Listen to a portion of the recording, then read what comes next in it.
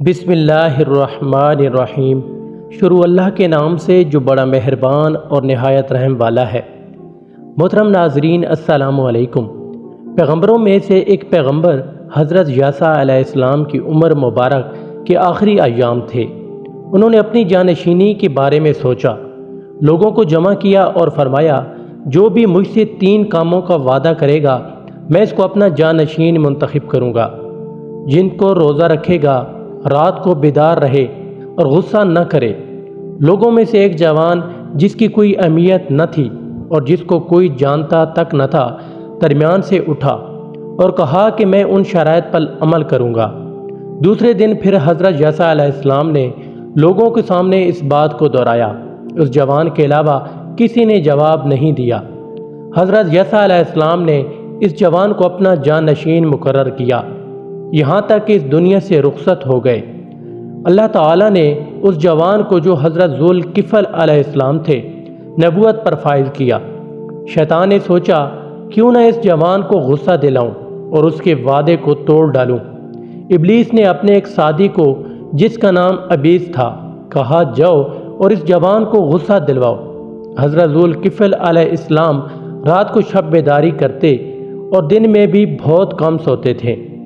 ابیس نامی شیطان نے انتظار کیا کہ وہ دن میں سو جائیں۔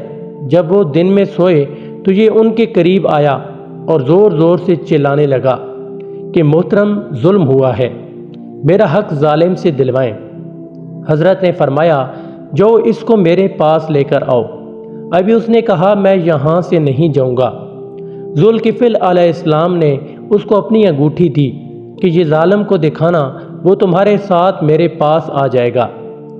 ابیس نے انگوٹھی لی اور فوراً جا کر واپس آ گیا اور فریاد کرنے لگا، میں مظلوم ہوں، ظالم نے انگوٹھی کی طرف توجہ ہی نہیں دی اور میرے ساتھ آنے سے انکار کر دیا۔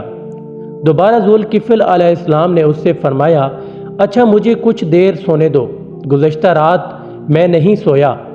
ابیس نے کہا، مجھ پر ظلم ہو رہا ہے اور آپ آرام کرنا چاہتے ہو۔ حضرت ذوالکفل علیہ السلام نے کچھ لکھ کر اس کو دیا کہ یہ اس ظالم کو جا کر دو اور اس کو میرے پاس لے کر آؤ۔ تیسرے دن جب آرام کرنے لگے تو ابیس نامی شیطان نے ان کو بیدار کیا۔ حضرت ذوالکفل علیہ السلام نے ابیس کا ہاتھ پکڑا اور اس کے ساتھ چل پڑے، لیکن غصہ نہیں کیا۔ جب ابیس نے دیکھا کہ ان کو غصہ نہیں آ رہا تو اپنا ہاتھ حضرت ذوالکفل علیہ السلام سے چھڑوا کر بھاگ گیا۔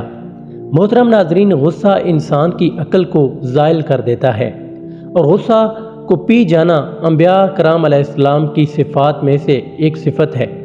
رسول اکرم صلی اللہ علیہ وسلم کی ایک حدیث ہے کہ غصہ ایمان کو اس طرح خراب کر دیتا ہے جیسے سرکہ شہد کو۔ اللہ تعالی ہمیں غصے پر قابو پانے کی توفیق عطا فرمائے، آمین۔ امید کرتا ہوں کہ آپ کو آج کی ویڈیو اچھی لگی ہوگی۔ اگر آپ کو ہماری ویڈیو اچھی لگی ہے تو ویڈیو کو لائک کریں اور اس طرح کی مزید ویڈیوز کو دیکھنے کے لیے ہمارا چینل سبسکرائب کر لیں۔